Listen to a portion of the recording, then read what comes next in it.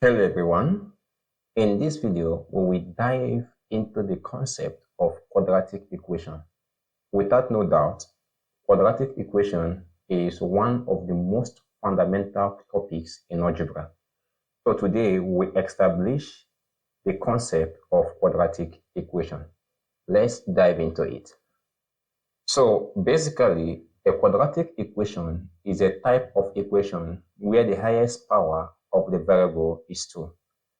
Now, the general form of a quadratic equation is given as ax squared plus bx plus c equal to 0.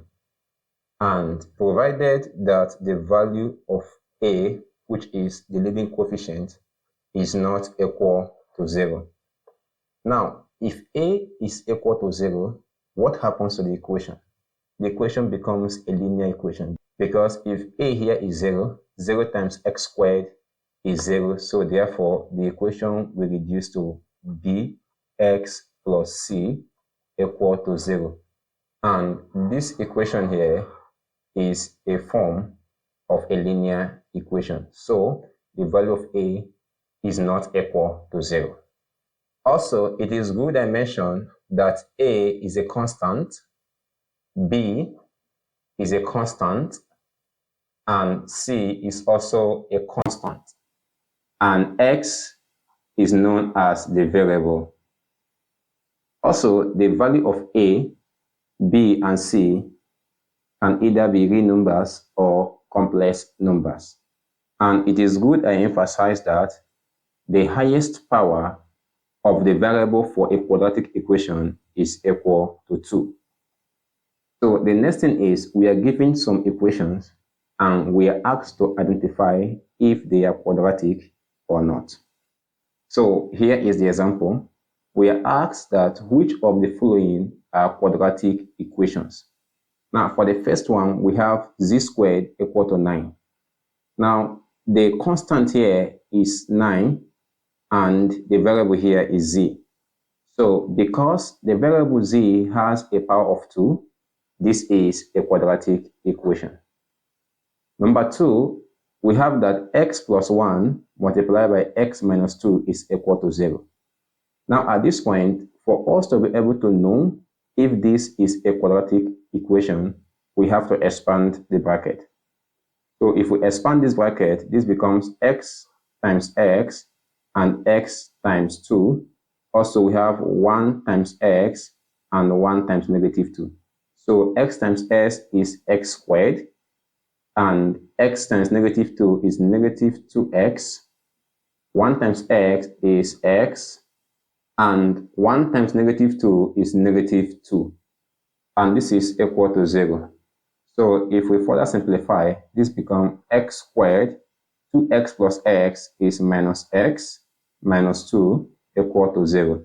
So the variable here is x, and the highest power of the variable is 2. So therefore, this is a quadratic equation. Now, look at the question C. We are asked that 2x plus 6 is equal to 0. It's obvious that this is not a quadratic equation because the variable here x has an index or a power of 1. So therefore, this is not a quadratic equation. Now for D, we have that x squared plus 1 multiplied by x minus 1 is equal to 0. Now the same thing we did in B, we have to expand the bracket. So if we do so, this becomes s squared times s is s cubed.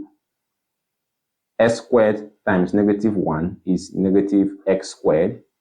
1 times x is x. And 1 times negative 1 is negative 1 equal to 0. Now you can find out that x is a variable and the highest power of x here is 3. And we said that the highest power of a quadratic equation is 2. So therefore, this is not a quadratic equation. Rather, this is a type of equation called a cubic equation. For E, you may be tempted to say that this is a linear equation. But when you're given an equation like this, the first thing you do is that you eliminate the fraction given to us. So to eliminate this fraction, we have to multiply this equation by x. So we have that this is x multiplied by x plus 2 divided by x minus 4 equal to 0, because x times 0 is still 0. So x times s is x squared. So x times 2 divided by x is given as 2. Also, x times negative 4 is negative 4x equal to 0. So at this point, you can observe that the highest power of x here is 2. So therefore, this is a quadratic equation. Now, we have been able to identify equations that are quadratic and equations that are not quadratic. In the next session of this video, we are going to talk about the methods of solving quadratic equation. So in this session of the video, we will talk about the method of solving quadratic equation. Now, the first method is known as the factorization method. Now, for using this method, we consider the fact that for any two real numbers, let's say a and b, we know that if a multiplied by b is equal to 0, it is true that a is equal to 0 or b is equal to 0. So thus, if we have x minus a multiplied by x minus b equal to 0, so it follows that x minus a is equal to 0 or x minus b is equal to 0. So therefore, this is the idea behind the factorization method. But then there are still some quadratic equations that cannot be factorized. So at this point, we make use of a method known as the completing the square method. Now, the number 2 method is the completing the square method. Now, of a truth, since some quadratic equation cannot be factorized, we make use of this method. The method has a lot of application, especially in integral calculus and other concepts in mathematics. And also, this method was so useful that it helped us to derive the quadratic formula. So the third method is known as the quadratic formula method. So the quadratic formula is also known as general formula. So for a given quadratic equation in terms of x, the formula is given as minus b plus or minus root of b squared minus 4ac all divided by 2a.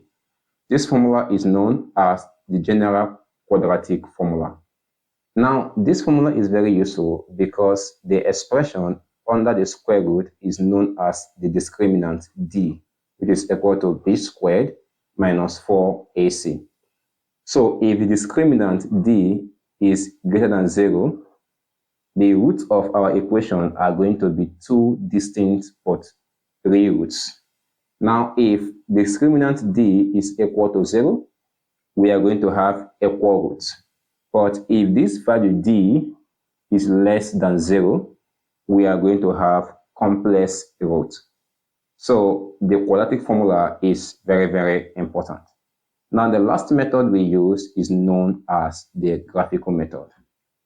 So the graphical method is the fourth method we use to solve for a quadratic equation. It is also a very important method, and it is useful for us to visualize the nature of a graph.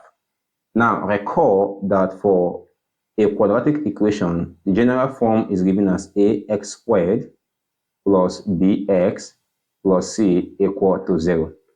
Now, the graph of a quadratic function is a parabola. So depending if the value of a is greater than 0, the graph will open upward. And if a is less than 0, the graph will open downward. So the leading coefficient here helps us to understand the nature of a graph. These methods are so important for us to learn, and in this playlist, we have provided a step-by-step teaching on each of these methods. So I encourage you to check out our playlist on how to use this method to solve all forms of quadratic equation.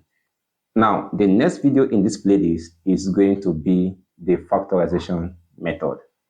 Thank you so much for watching, and if you know you found the video helpful, please encourage us by liking this video and subscribing to our channel. Thank you for doing that, and I will see you in my next video. Bye.